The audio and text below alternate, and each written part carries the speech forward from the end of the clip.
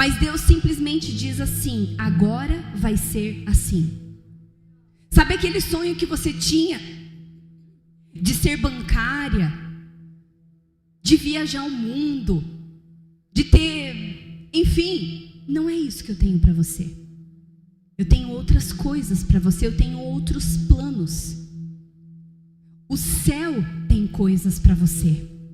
E eu quero dizer exatamente isso para você. Eu não sei quais são os teus planos. Eu não sei o que você sonhou, o que você planejou, como você pensou a sua vida. Mas o que eu quero dizer é que Deus tem um plano para você. Assim como Ele teve um plano na vida de Esther, Ele tem um plano na minha vida e Ele tem um plano na sua vida também. E esse lugar, ele é um ambiente profético, onde o Senhor vai marcar você hoje. Onde Ele vai levantar aqui mulheres que se dispõem a servi-lo. Só que para isso Ele vai precisar desconstruir coisas antigas e para começar coisas novas. E eu quero te dizer, se prepare, porque isso não vai acontecer só comigo, isso vai acontecer também na tua vida. Mas pastora, você não sabe, eu sou assim, a minha avó era assim, a minha mãe era assim. Deus desconstrói. E eu quero dizer que virá novidade do céu sobre a tua vida, coisas novas. Eu quero declarar e profetizar Isaías 43:19 sobre a sua vida. Eis que estou fazendo algo novo, você não vê? Ele está surgindo. Você pode receber isso na tua vida? Deus está fazendo coisas novas, Deus está trazendo coisas novas, é um novo tempo. E aí, Deus, Ele pega Esther e Ele fala: você vai esquecer o teu antigo nome, você vai esquecer a tua identidade, você vai esquecer os teus planos, você vai me manter como Deus da sua vida, você vai manter os seus princípios, princípios que foram estabelecidos, mas esse nome que você tinha não te serve mais, porque eu tenho algo maior, eu tenho algo novo. E assim como Ele chamou Esther, Ele está chamando hoje mulheres para se levantar. Você está pronta? Diga assim: Deus, eis-me aqui, eu estou pronta para que o Senhor possa me levantar para esse tempo. Eu quero trazer um exemplo aqui bem simples para vocês entenderem. Imagine que eu compre essa propriedade, ok? Ela é alugada, eu comprei ela e eu tenho novos projetos para ela, ok? Eu quero fazer salas, eu quero reestruturar esse lugar. Eu já tenho uma planta, eu já tenho um sonho, só que o que? Já existem paredes edificadas. E para eu poder construir, para eu poder colocar um projeto meu novo nesse lugar, as paredes antigas, elas precisam ser o quê? Derrubadas. E é exatamente isso que Deus quer fazer na minha e na tua vida.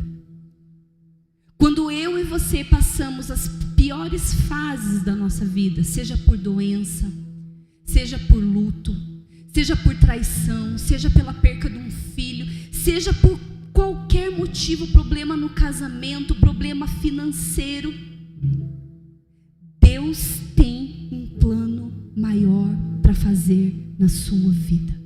Ele está desconstruindo, porque Ele quer construir algo novo na minha e na tua vida.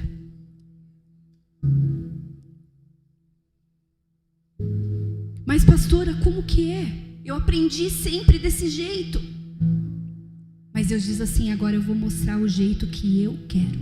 A vida toda você fez do teu jeito, agora não, agora é do meu jeito. E eu vou mostrar a dimensão daquilo que eu quero e daquilo que eu vou fazer na tua vida. E dói, machuca. Tirar essas paredes que muitas vezes a gente achava que eram paredes fundamentais na nossa vida, dói.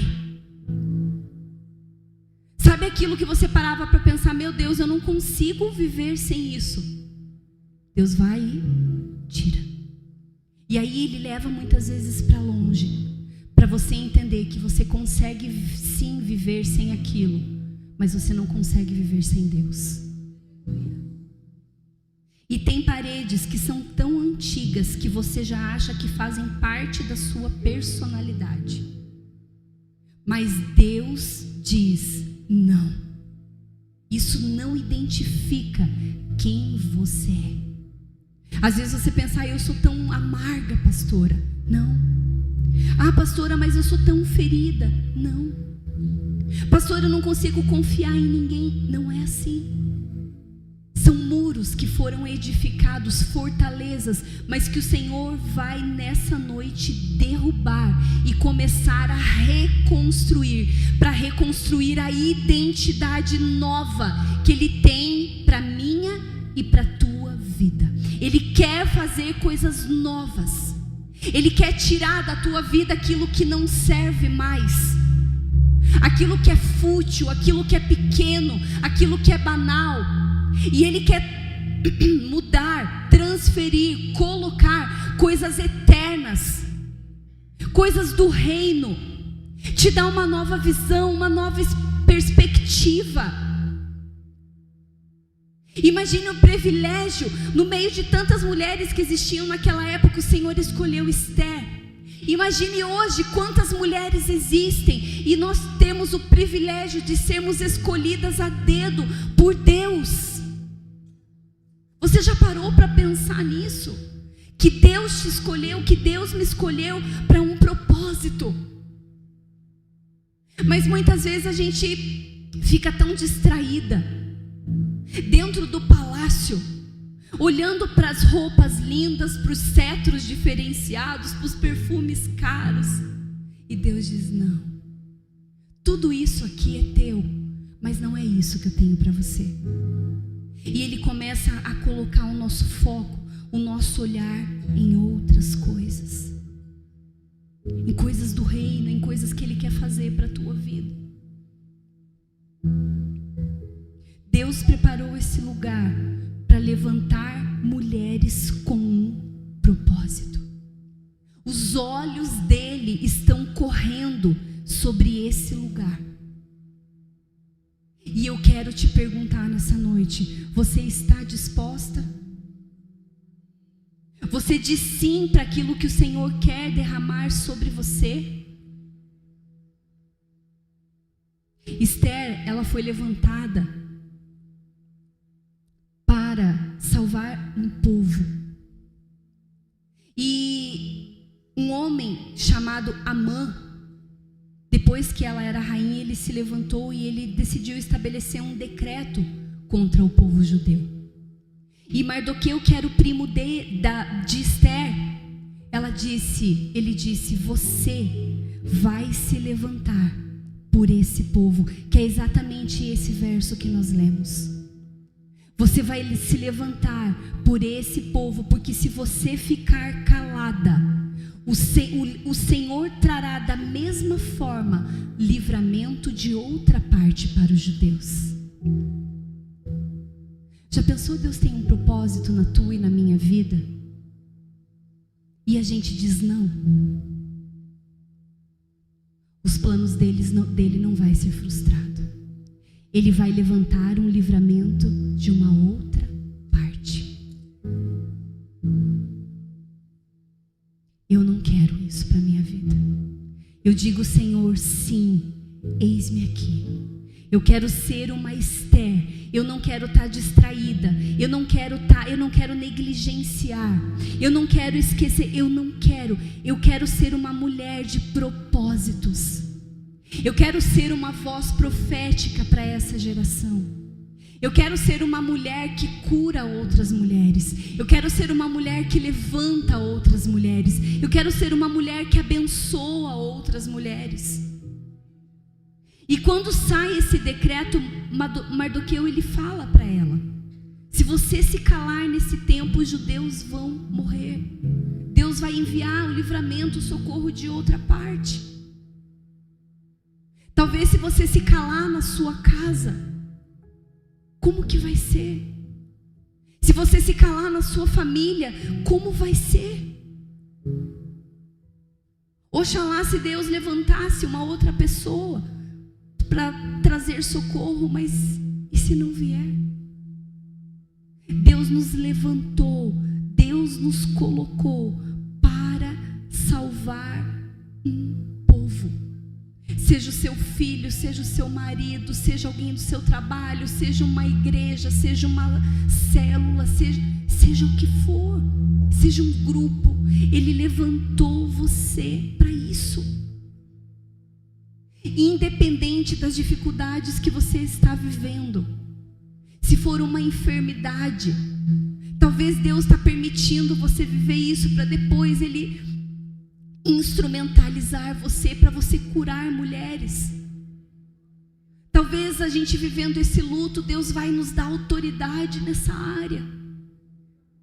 Tantas coisas que Deus permite que a gente viva para que a gente cresça, para que a gente amadureça, mas com um propósito, para que a gente seja um instrumento nas mãos do Senhor.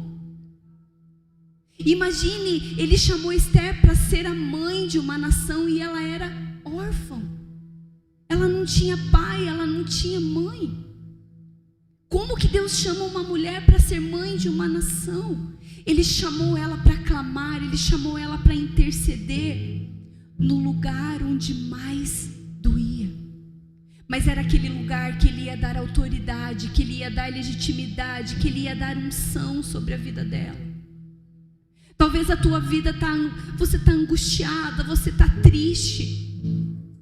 Você vem vivendo crises de ansiedade. Eu não sei o que você está sentindo, mas o que eu quero dizer é que o Senhor está aqui. Ele quer te curar, Ele quer te visitar, Ele quer te restaurar, Ele quer trazer ânimo, força, Ele quer que você reaja, Ele quer que você levante. Ele quer. Eu queria contar uma experiência. Eu contei para a minha equipe que é mais chegada, mas eu gostaria de compartilhar com vocês, com a igreja. Eu me lembro que quando nós fomos num hospital, que nós transferimos o Rafael de um hospital para o outro, que ele estava muito mal. E nós chegamos naquele hospital e o médico disse assim: o Rafael, ele tem 5% de chance de vida e nós vamos tentar salvar a vida dele. Veio uma dor tão profunda no meu ser, tão grande, eu não consigo nem explicar.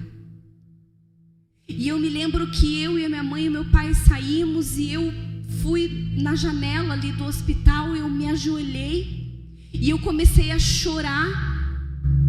E o Senhor claramente disse assim para mim: Annelise, sabe essa dor que você está sentindo? Essa dor que você está sentindo é a mesma dor que eu sinto pela cidade de Colombo. E é a mesma dor que eu quero que você sinta por essa cidade.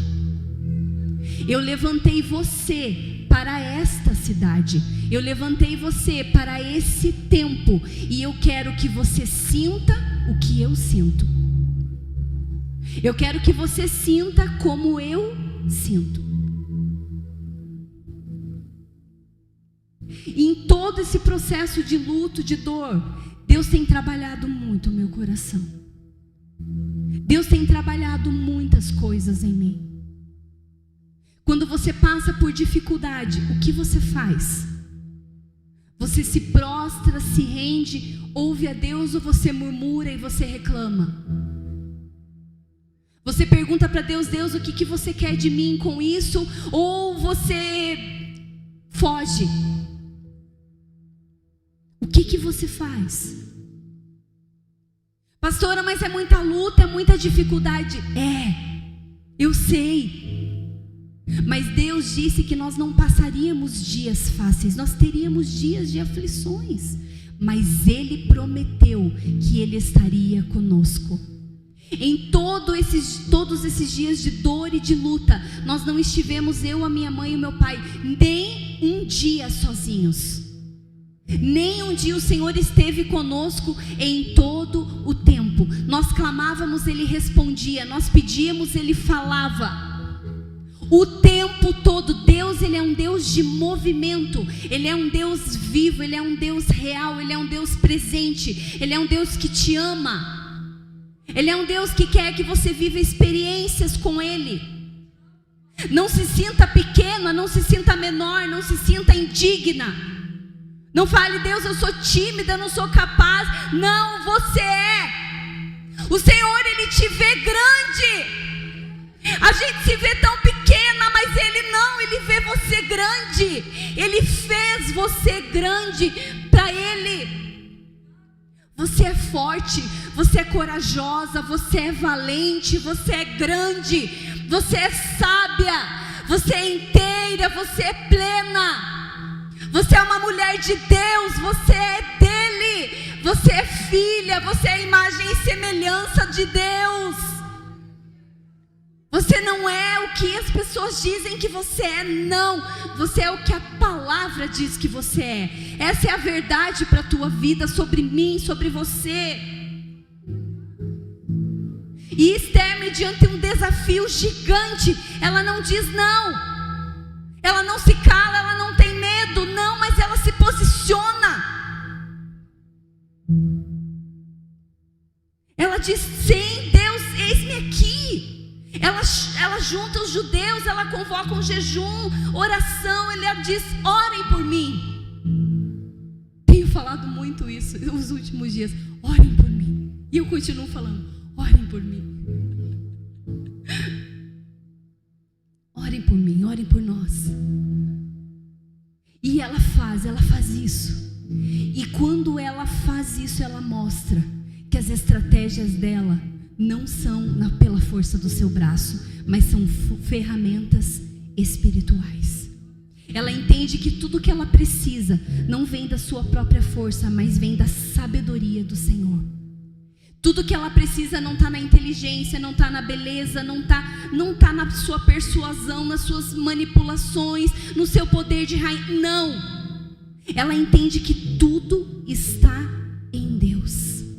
E que tem muitas coisas que a gente não vai nunca vencer pela carne, mas a gente vai vencer pelo Espírito. O reino espiritual se vence no mundo com armas espirituais.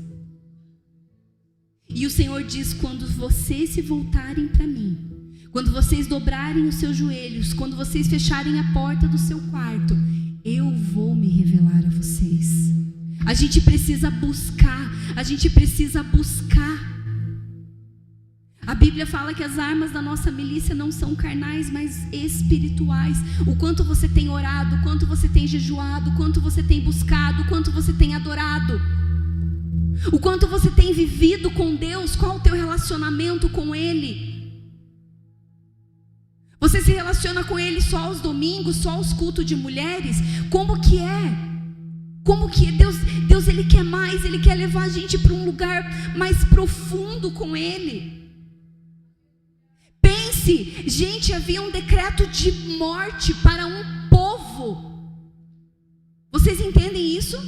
Um decreto de morte para um povo já tinha sido selado com o anel do rei. Mas de repente se levanta uma única mulher em oração e diz, Senhor, eu oro em favor desse povo. Olha o poder da nossa oração. Olha o poder que há na nossa oração.